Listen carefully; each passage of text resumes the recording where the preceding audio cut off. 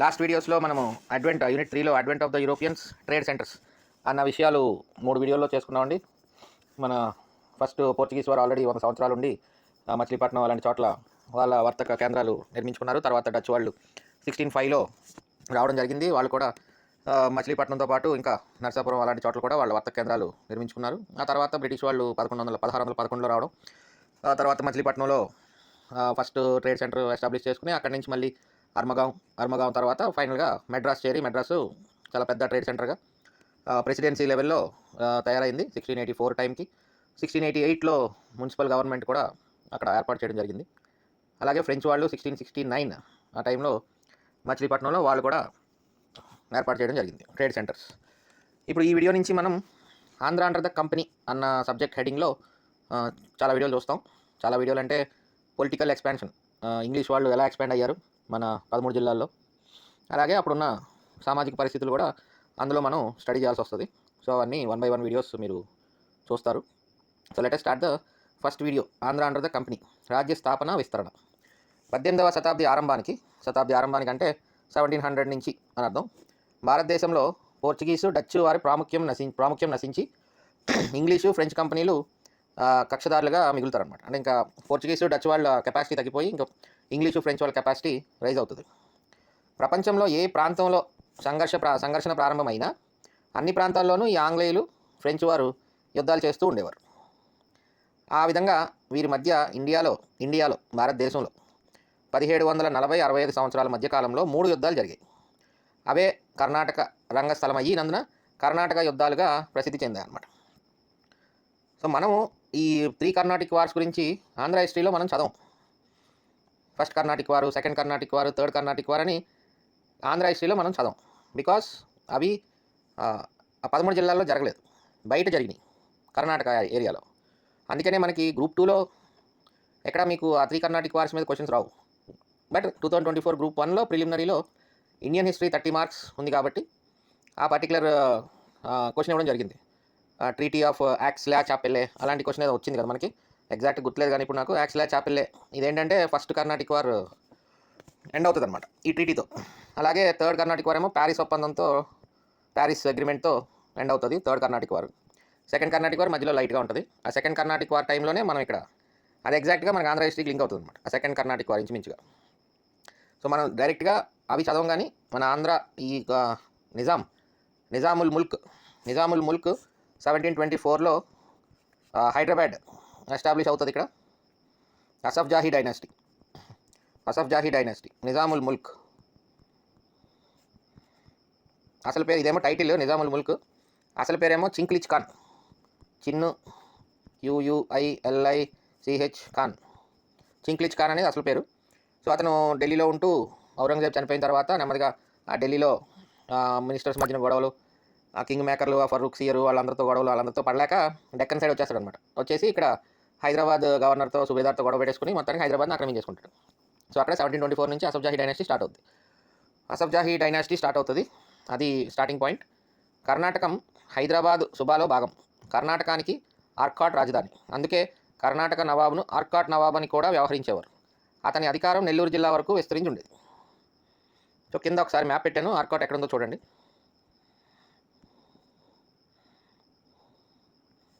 అలా జస్ట్ ఒకసారి చూసేస్తే మనకి ఐడియా క్లియర్గా ఉంటుంది. ఇక్కడ హైదరాబాద్ ఉంది, ఇప్పుడు గోల్కొండ వాజ్ నో మోర్. ఇక్కడ మెడ్రాస్ ఉంది, మెడ్రాస్ కిందే ఆర్కాట్ అని చూడండి. సో ఇది ఆర్కాట్ అనమాట. సో ఇక్కడ హైదరాబాద్ ఉంది, మనకి రఫ్గా మచిలీపట్నం ఇక్కడ ఉంది కాబట్టి నెల్లూరు ఇక్కడెక్కడ ఉంటుంది. సో ఈ ఆర్కాట్ నవాబ్ది ఇక్కడ వరకు అనుకోవచ్చు ఏరియా. ఈ ఏరియా అంతా కూడా ఆర్కాట్ నవాబ్ చేతిలో ఉందని అనుకుంటే, ఇక్కడ ఏమైంది, అసఫ్జా స్టార్టింగ్ 1724లో హైదరాబాద్ స్టార్ట్ చేసిన కింగ్ 1748లో చనిపోతాడు. దాంతో హైదరాబాదు అదేవిధంగా కింద ఈ కర్ణాటకలో అంటే ఆర్కాట్లో కూడా వారసత్వ తగాదాలు స్టార్ట్ అవుతాయి. ఈ రావడంతో విదేశీ కంపెనీలు మంచి అవకాశంగా తీసుకుని 2 సైడ్లు చెరొక సైడ్ కింద ఫిక్స్ అవుతారనమాట. ఇప్పుడు ఇక్కడ ఆర్కాట్లో ఆ చనిపోయే టైంకి అన్వరుద్దీన్ అనే అతను పరిపాలిస్తూ ఉంటాడు. హైదరాబాద్లోనేమో ఇద్దరి మధ్యన ఒకరు నాసిర్ జంగ్ అంటే ఆ నిజాముల్ ముల్కి కొడుకు అండ్ మనవడు, అట్లాగా టసలు ఉంటుంది బ్రదర్స్ మధ్యలో. అలాగా నజీర్ జంగ్ ఎక్కుతాడు. ఇక్కడేమో అన్వరుద్దీన్ ఆల్రెడీ పాటిస్తున్నాడు ఆర్కాట్లో. ఇంకా మిగిలిపోయింది ఎవరు? ఈ అన్వరుద్దీన్కి ఆపోజిట్గానేమో ఆర్కాట్లో చందా సాహెబ్ సింహాసనం కోసం ఎదురు చూస్తూ ఉంటాడు. హైదరాబాద్లోనేమో నజీర్ జంగ్కి అగెనిస్ట్గా ఈ ముజఫర్ జంగ్ అనేవాడు ఎదురు చూస్తూ ఉంటాడు. సో వీళ్ళిద్దరూ ఫ్రెండ్స్. మళ్ళీ వీళ్ళిద్దరు ఫ్రెండ్స్కి ఇక్కడేమో ఆల్రెడీ హైదరాబాద్లో ఈ ముజఫర్ జంగ్ నాజీర్ జంగ్తో బ్రిటిష్ వాళ్ళు చేరతారు చిన్నగా. దాంతో ఫ్రెంచ్ వాళ్ళు ఏం చేస్తారు? వీళ్ళిద్దరికీ సపోర్ట్ చేస్తారు అనమాట. చందా సాహెబ్కి ముజఫర్ జంగ్కి ఫ్రెంచ్ వాళ్ళు సపోర్ట్ చేస్తారు. ఆల్రెడీ అన్వరుద్దీన్కి అండ్ ఈ నాసిర్ జంగ్ హైదరాబాద్లో ఉన్న అతనికి బ్రిటిష్ వాళ్ళు ఆల్రెడీ సపోర్టింగ్గా ఉంటారు. ఫస్ట్ ఈ ఫ్రెంచ్ సహాయంతో ముజఫర్ జంగ్తో కలిసి ఈ చందా సాహెబ్ ఏం చేస్తాడంటే అన్వరుద్దీన్తో యుద్ధానికి దిగుతాడనమాట. అన్వరుద్దీన్తో యుద్ధం ఎక్కడ జరుగుతుంది? అంబూర్ యుద్ధం జరుగుతుంది. అంబూర్ యుద్ధంలో అన్వరుద్దీన్ ఓడి చనిపోతాడు. 1749 ఇది. అప్పుడు ఈ ఫ్రెంచ్ వాళ్ళు ఏం చేస్తారంటే ముజఫర్ జంగ్ని ఫ్రెంచ్ వాళ్ళు కలిసి చందా సాహెబ్ని ఆర్కాట్ నవాబ్గా ప్రకటిస్తారు. దాంతో ఇక్కడ హైదరాబాద్లోని ఇంగ్లీష్ వాళ్ళకి నాసిర్ జంగ్కి కోపం వస్తుంది. అప్పుడు రంగప్రవేశం చేస్తారు. నాసిర్ జంగ్తో కలిసి సంధికై డూప్లే అంటే ఫ్రెంచ్ గవర్నర్ అనమాట. అలాగే చందా సాహెబ్లు ఇద్దరు ప్రయత్నిస్తారు, కానీ లాభం ఉండదు. దాంతో డూప్లెక్స్ ఏం చేస్తాడంటే ఈ కడప కర్నూలు నవాబులు ఉంటారు, వీళ్ళ నెమ్మదిగా లంచాలు ఇచ్చి నెమ్మదిగా ఈ నాసిర్ జంగ్ మీదకి పంపిస్తాడు. ఈ అంతా ఆర్కాట్లోనే జరుగుతుంది. ఈ కర్నూలు నవాబు నాసిర్ జంగ్ని కాల్చి చంపేస్తాడు అనమాట. దాంతో ఈ ముజఫర్ జంగ్ బంధ విముక్తుడు అవుతాడు. అప్పుడు ముజఫర్ జంగ్ని హైదరాబాద్ సుబేదార్గా ప్రకటిస్తారు. ఎవరు? With support of French. కృతజ్ఞతతో ముజఫర్ జంగ్ డూప్లేను కృష్ణానదికి దక్షిణాన ఉన్న సుబా ప్రాంతాలపై తన ప్రతినిధిగా నియమించాడు. కృష్ణానదికి దక్షిణాన ఉన్న సుబా ప్రాంతాలపై తన ప్రతినిధిగా. కృష్ణానదికి దక్షిణాన అంటే సమ్వేర్ మనము ఇప్పుడు కృష్ణానది ఒకసారి చూద్దాం. అంటే ఇందులో మనం చాలా యుద్ధాలు చూస్తాం ఈ వీడియోలో, అందుకని 3 మ్యాప్లు పెట్టడం జరిగింది. సో ఇది కృష్ణానది అనుకోండి, దిస్ వన్. ఆ సెంటర్ అమరావతి. సో ఇక్కడ వరకు నెల్లూరు వరకు ఆర్కాట్ నవాబు కంట్రోల్లో ఉంది కదా. సో కృష్ణానదికి దక్షిణాన అంటే ఈ ఏరియా అనమాట. హైదరాబాద్ గోల్కొండ ఇక్కడ ఉంటుంది, హైదరాబాద్ ఇక్కడ ఉంటుంది కదా. సో ఈ ఏరియాని డూప్లెక్స్కి ఇవ్వడం జరిగింది ప్రతినిధిగా. తర్వాత నాసిర్ జంగ్ చచ్చిపోతాడు. ముజఫర్ జంగ్ హైదరాబాద్ వెళ్ళిపోతున్న టైంలో నాసిర్ జంగ్ హత్య అనంతరం తమకు అందిన ముడుపుల పట్ల అసంతృప్తులైన కడప కర్నూలు నవాబులు రాయచోటి దగ్గర ముజఫర్ జంగ్ని కూడా చంపేస్తారు. దాంతో డూప్లెక్స్ ఏం చేస్తాడు? వెంటనే సమయస్ఫూర్తితో ఈ ముజఫర్ జంగ్ సోదరుడైన సలాబత్ జంగ్ని హైదరాబాద్ సుబేదార్గా వెంటనే ప్రకటిస్తాడనమాట. అంటే to occupy control on Hyderabad. ఈ ప్రస్తుతం డూప్లెక్స్ చేతిలో ఉంది. సలాబత్ జంగ్ ఫ్రెంచ్ వారి పట్ల విశ్వాసంతో వారికి నిజాంపట్నం, కొండవీడు, నర్సాపురంలను దత్తం చేసినాడు.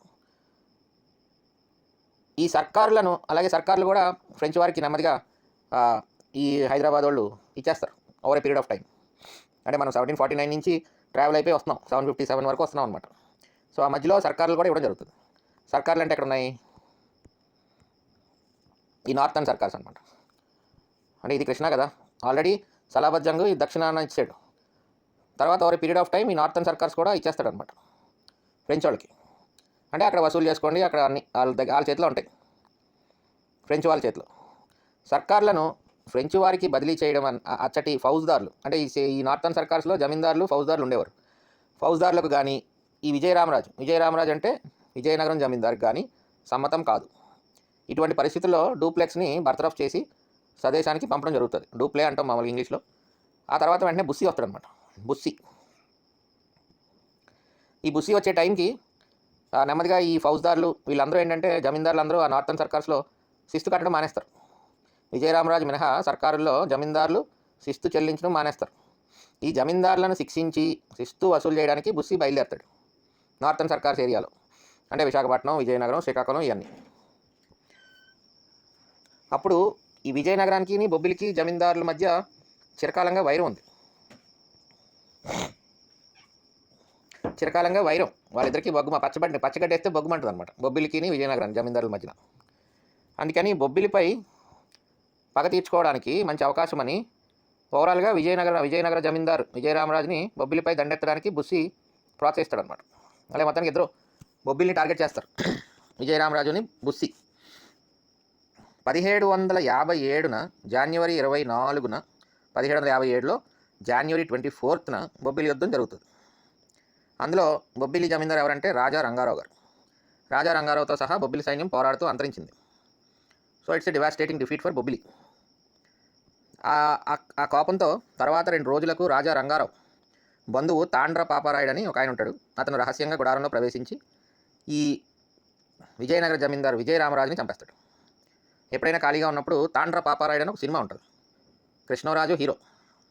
ఈ బుస్సీ క్యారెక్టర్ బహుశా మోహన్ బాబు వేసినట్టున్నాడు. కృష్ణరాజు ఎవరంటే మీకు ఐడియా ఉండే ఉంటుంది, ప్రభాస్ వాళ్ళ పెదనాన్న. సో నా చిన్నప్పుడు టైం సినిమా అది. Very very very very young movie. ఎప్పుడో. సో ఎప్పుడైనా టైం కుదిరినప్పుడు ఆ తాండ్ర పాపారాయుడు అని ఒక సినిమా ఉంటే అది చూడండి. ఈ బొబ్బిలి యుద్ధం, ఈ బుస్సీ ఇవన్నీ తెలుస్తాయి. సో అలాగా తాండ్ర పాపారాయుడు ఎవరిని చంపేస్తాడు? విజయరామరాజుని చంపేస్తాడు. విజయరామరాజు ఫ్రెంచ్ వాళ్ళ సహాయం ఇద్దరు కలిసి బొబ్బిలి మీదకి యుద్ధానికి వెళ్తారు. 1757 జనవరి 24న బొబ్బిలి యుద్ధం జరుగుతుంది. ఆ బొబ్బిలి యుద్ధంలో ఫ్రెంచ్ బుస్సీ, విజయరామరాజు ఇద్దరు కలిసి బొబ్బిలి రంగారావుని చంపేస్తారు. బొబ్బిలి రంగారావు యొక్క బంధువు తాండ్ర పాపారాయుడు విజయనగర జమీందారైన విజయరామరాజుని చంపేస్తాడు. సో అక్కడతో ఒక యుద్ధం అయింది. ఇప్పుడు నవాబు సలాబత్ జంగ్ ఇంచుమించు బుస్సీ చేతిలో బందీయే కానీ హైదరాబాద్లో నానాటికి ఫ్రెంచ్ వారి పట్ల వ్యతిరేకత బలపడసాగింది. అంటే అనీజినెస్. సలాబత్ జంగ్ కూడా ఇష్టం అవ్వట్లేదు ఈ ఫ్రెంచ్ వాళ్ళ అథారిటీ. అలాగే సర్కారుల నుండి, అంటే నార్థన్ సర్కార్స్ ఏరియా, ఆ ఫ్రెంచ్ వారిని తరిమేయాలని స్థానిక జమీందారులు ఆంగ్లేయులతో సహకరించడానికి సంసిద్ధులైనారు. అంటే ఇప్పుడు నెమ్మదిగా బ్రిటిష్ వాళ్ళు అవసరం ఏర్పడింది అనమాట. ఫ్రెంచ్ వాళ్ళు తరివేయాలంటే బ్రిటిష్ వాళ్ళు సహాయం కావాలని చెప్పి వాళ్ళలో ఇప్పుడు ఎవరు జమీందారు, విజయనగరం జమీందారు ఇప్పుడు ఎవడొచ్చాడు? విజయరామరాజు మరణానంతరం పక్కనే 1757 అయింది, మనం 1758లో ఉన్నాం. ఇప్పుడు ఆనంద గజపతి రాజు విజయనగర జమీందారు అవుతాడు. వీళ్ళందరిలో ఇతను మెయిన్ అనమాట. ఇతను నెమ్మదిగా ఫ్రెంచ్ వాళ్ళని తరిమేయాలి ఏరియా నుంచి అని చెప్పి మద్రాస్ గవర్నర్తో, అలాగే బెంగాల్లో రాబర్ట్ క్లైవ్ ఉన్నాడు. మనం ఎక్కడున్నాం? 1758లో ఉన్నాం. 1758లో almost Robert Clive is playing an important part with that అవద్దు అట్లన్నింటితో చాలా ఇంపార్టెంట్గా రూల్ చేస్తున్నాడు కదా అక్కడ పైన. సో రాబర్ట్ క్లైవ్తోనూ ఈ ఆనంద గజపతి రాజు ఉత్తర ప్రత్యుత్తరాలు సాగించాడు అనమాట నెమ్మదిగా. సరే దొరికింది కదా ఛాన్స్ అని చెప్పి నార్థన్ సర్కార్స్ చూశారు కదా, విజయనగరం పక్కనే బొబ్బిలి ఉంటుందండి. అంటే for the candidates from Guntur to Chittoor ఇటుపక్క గురించి కొంచెం ఐడియా ఉండకపోవచ్చు. సో విజయనగరం వైజాగ్ ఏమో ఆల్మోస్ట్ కోస్ట్లో ఉంటుంది. భీమిలిపట్నంకి ఇక్కడ వైజాగ్ ఉంటుంది. వైజాగ్ తర్వాత భీమిలిపట్నం వస్తుంది. వైజాగ్ నుంచి ఇంగ్లాండ్ వెళ్తాం ఈ విజయనగరానికి వెళ్ళాలంటే. అంటే కోస్ట్లో ఉండదు విజయనగరం, కొంచెం ఇన్లాండ్ ఉంటుంది, ఒక గ్యాప్ ఉంటుంది అనమాట. విజయనగరం నుంచి ఇంకా ఇన్లాండ్ వెళ్తే టువర్డ్స్ ఒరిస్సా ఒక 70 కిలోమీటర్స్కి బొబ్బిలి ఉంటుంది. వెరీ నియర్ విజయనగరానికి బొబ్బిలికి 70 కిలోమీటర్స్ డిస్టెన్స్ అనమాట. ఇంక మామూలుగా హైవే అయితే మీకు శ్రీకాకుళం ఇలా వెళ్ళిపోద్ది, బెంగాల్కి కలకటాకి హైవే. విజయవాడ వైపు వస్తుంది హైవే. సో అది ఇక్కడ మసూలీపట్నం ఉంది. ఈ నార్థన్ సర్కార్స్ ఈ ఏరియాలో ఫ్రెంచ్ వాళ్ళని తరిమేయాలని చెప్పి ఈ ఆనంద గజపతి రాజు రాబర్ట్ క్లైవ్ని సంప్రదిస్తే రాబర్ట్ క్లైవ్ ఇదే సదవకాశంగా గ్రహించి కల్నల్ ఫోర్డ్ అనే సేనాని నాయకత్వంలో ఒక సైన్యాన్ని సర్కారులపైకి పంపిస్తాడనమాట రాబర్ట్ క్లైవ్. ఈ లోపల ఆనంద గజపతి ఏం చేస్తాడు? విశాఖపట్నం నుంచి ఫ్రెంచ్ వారిని తరిమేస్తాడు. ఎప్పుడైతే కల్నల్ ఫోర్డ్ సైన్యంతో వచ్చాడో ఫోర్డుని గజపతి కలిసి రాజమహేంద్రవర ఫ్రెంచ్ స్థావరంపై దండెత్తారు. అల్టిమేట్గా రాజమండ్రి దొరికేసింది కదా. రాజమండ్రి ఎక్కడ ఉంటుంది? ఈ మ్యాప్లో చూపిస్తా ఒకసారి మీకు. This is Vizianagaram district, Vizianagaram VZNG. This is Vizag. ఇవన్నీ అరకు ఈస్టర్న్ ఘాట్స్ అనమాట ఇవన్నీ. సో ఇది రాజమండ్రి.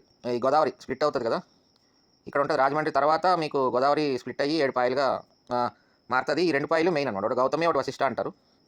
ఈ మధ్యలో ఉన్నదే కోనసీమ. సో రాజమండ్రి ఇక్కడ ఉంటే విజయనగరం ఇక్కడ ఉంటుంది రఫ్గా. రాజమండ్రి ఇక్కడ ఉంది. Chandurthi somewhere in east Godavari district అనమాట. ఫైనల్గా చందుర్తి దగ్గర ఒక యుద్ధం జరుగుతుంది. This happened on December 7th, 1758న జరుగుతుంది యుద్ధం. ఈ యుద్ధంలో ఫ్రెంచ్ సైన్యం పరాజయం పొందుతారనమాట. దాంతో రాజమహేంద్రవరం ఆంగ్లేయుల వశమవుతుంది. దాంతో సర్కారుల నుంచి ఫ్రెంచ్ వారి పలుకుబడి అస్తమిస్తుంది.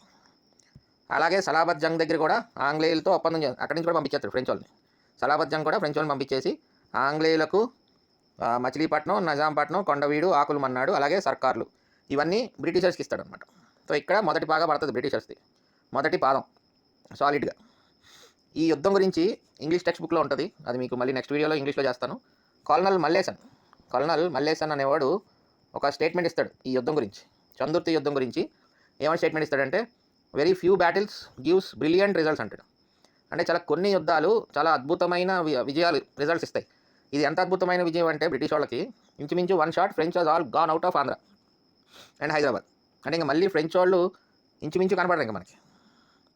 అంటే ఇప్పటిదాకా అటు ఇటు చక్రం తిప్పిన వాళ్ళు ఫ్రెంచ్ వాళ్ళు ఈ వన్ షాట్తో almost out of the Andhra and Hyderabad almost. So that is the importance of this Chandurthi. Battle of Chandurthi happened on December 7th, 1758. తర్వాత 1759 అనేదో పిఠాపురం రాజా మీద కూడా ఈ విజయనగర రాజు ఆనంద గజపతి రాజు అని వెళ్తాడు. సో 1759 పిఠాపురం యుద్ధం, పిఠాపురం జమీందార్ మీద ఆనంద గజపతి రాజు యుద్ధం చేయడం జరుగుతుంది. అది నేను ఎక్కడో చదివాను కానీ నాకు పర్టికులర్గా టెక్స్ట్ బుక్లో ఎక్కడ కనబడాల. సో గుర్తుపెట్టుకోండి అలాగా. 1758, 1757 is Bobbili war. January 24th, December 7th, 1758 is battle of Chandurthi. French was out from the whole Circars and even in Hyderabad. 1759లో పిఠాపురం జమీందార్ మీదకి ఆనంద గజపతి రాజు యుద్ధం చేయడం జరుగుతుంది. సో అక్కడ పిఠాపురం రాజు ఓడిపోతాడు. సో అది 1759 అని అలా గుర్తుపెట్టుకోండి. ఎక్కడ ఇండియాలో ఇప్పుడు మనం ఈ పర్టికులర్ ఇది ఎందుకు రాశానంటే, ఆంధ్ర నుంచి ఎలాగైతే బ్రిటిష్ వాళ్ళు ఫ్రెంచ్ వాళ్ళని తరిమేస్తారో బ్యాటిల్ ఆఫ్ చందుర్తి ద్వారా, ఇండియాలో ఫ్రెంచ్ వాళ్ళ ఇంపార్టెన్స్ ఈ బ్యాటిల్ ఆఫ్ వ్యాండీ వాష్ అంటారు ఇంగ్లీష్లో. బ్యాటిల్ ఆఫ్ వ్యాండీ వాష్, తెలుగులో వందవాసి యుద్ధం. దాంతో ఫ్రెంచ్ వాళ్ళ ఇంపార్టెన్స్ ఇండియాలో కూడా కోల్పోతారు ఈ యుద్ధంతో, వందవాసి యుద్ధంతో. సో సిమిలర్ యుద్ధాలు అనమాట. వందవాసి, చందుర్తి ఈ రెండు కూడా సిమిలర్ యుద్ధాలు. ఆ తర్వాత ఈ థర్డ్ కర్ణాటిక్ వార్ ముగుస్తుంది. ప్యారిస్ సంధితో 1756 నుంచి 63 7 సంవత్సర 7 year వార్ అంటారు దీన్ని. ఇంగ్లీష్ వాళ్ళకి ఫ్రెంచ్ మధ్యన ఈ వార్ కూడా ముగియడం జరుగుతుంది. సో అదండి ఈ video. We have seen the first print of Britishers on Andhra. Next video will be about Northern Circars, అంటే ఉత్తర సర్కార్లు. అంటే ఈ ఉత్తర సర్కార్లు కంప్లీట్గా బ్రిటిష్ వాళ్ళ వశం అయిపోతాయి. ఇప్పుడు ఏంటి, ప్రతినిధిగా ఉన్నారు ప్రస్తుతానికి. నెక్స్ట్ వీడియోలో కంప్లీట్ దారాదత్తం అయిపోద్ది మొత్తం నార్థన్ సర్కార్స్ అని. అందుకనే ఆ మ్యాప్ పెట్టాను మీకు. క్వశ్చన్స్ 2 వచ్చినాయి ఈ పర్టికులర్ దాంట్లోంచి. 2012లో బొబ్బిలి యుద్ధం జరిగిన సంవత్సరం, ఓకే 1757. దగ్గరగా అడిగారు చూసారా ఇయర్స్, ఎందుకంటే రిమెంబర్ చేసుకోవాల్సిన ఇయర్ కాబట్టి. I find this question is very interesting question. Simple క్వశ్చనే, బట్ కాన్సెప్చువల్గా బాగా చదివిన వాళ్ళే ఆన్సర్ చేయగలుగుతారు. అంటే బొబ్బిలి యుద్ధం విజయరామరాజుకి ఎవరు సపోర్ట్ చేశారని అడిగాడు. అంటే 1757లోనేమో ఫ్రెంచ్ వాళ్ళు ఉన్నారు బొబ్బిలి జమీందారు విజయరామరాజుకి సపోర్ట్గా. ఇమీడియట్లీ 1758లో విజయరామరాజు ఉండడు, ఆనంద గజపతి రాజు వస్తాడు. Ananda Gajapathi Raju in support of British. ఒక ఇయర్లో సీన్ మారిపోయింది. సో అక్కడ ఈ క్వశ్చన్ తీశారు 2019లో. వెరీ ఇంట్రెస్టింగ్ క్వశ్చన్, సింపుల్ క్వశ్చనే, బట్ బొబ్బిలి యుద్ధంలో విజయరామరాజుకి వీళ్ళు సహాయం చేశారు. అంటే ఈ కాన్సెప్ట్స్ మనం జనరల్గా నేర్చుకుంటే ఈ క్వశ్చన్ సింపుల్గా అనిపిస్తుంది. లేకపోతే మళ్ళీ ఆ చిన్న డౌట్ వస్తుంది మనం, ఏమో ఇంగ్లీషా లేకపోతే ఫ్రెంచ్ వాళ్ళ అని. అంటే లే పర్సన్కి చదువుకున్న విద్యార్థికి తేడా చెప్తున్నాం అట్లా. సో ఆ విధంగా ఈ వీడియో అయిపోయింది ఇక్కడతో. వీలైతే మీరు ఆ తాండ్ర పాపారాయుడు సినిమా చూడండి. కృష్ణరాజు సినిమా, కృష్ణరాజు హీరో, బాగుంటుంది, మంచి ఫెరోషియస్గానే ఉంటుంది. బాహుబలి టైప్లో, బాహుబలిలా కాకపోయినా కొంచెం అంటే Indianised movie, Indian freedom movement అలా, ఇండియన్ అలా ఉంటుంది అనమాట. It's a good movie. Okay, this is the video. Next video